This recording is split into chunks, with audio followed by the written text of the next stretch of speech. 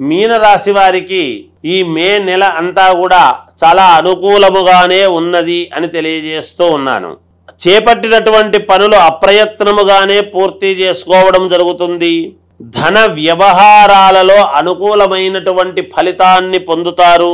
సంతానము విద్యా విషయాలపై దృష్టిని సారిస్తారు. బంధుమిత్రులతో విందు వినోద కార్యక్రమాల్లో పాల్గొని ఆనందముగా గడపాలి అనేటువంటివి చూస్తారుగాక. ప్రయాణాలలో సౌఖ్యం అనేటువంటిది చూసుకుంటారు, కలుగుతుంది.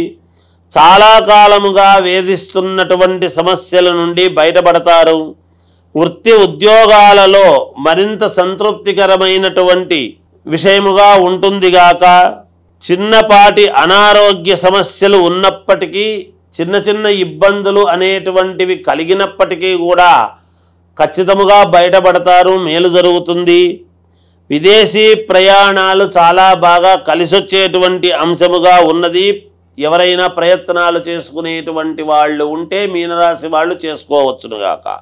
స్థిరాస్తి వివాదాలను ఈ మాసములో మీరు కుటుంబ సభ్యులతో కూర్చొని పరిష్కరించుకునేటువంటి విధానముగా ఉండబోతున్నది. నూతన రుణ ప్రయత్నాలు చేస్తారు, తప్పకుండా సఫలీకృతులవుతారుగాక. జీవిత భాగస్వామితో చిన్నపాటి విభేదాలు అనేటువంటివి సంభవించవచ్చును. ఈ మాసములో జాగ్రత్తగా ఉండండి.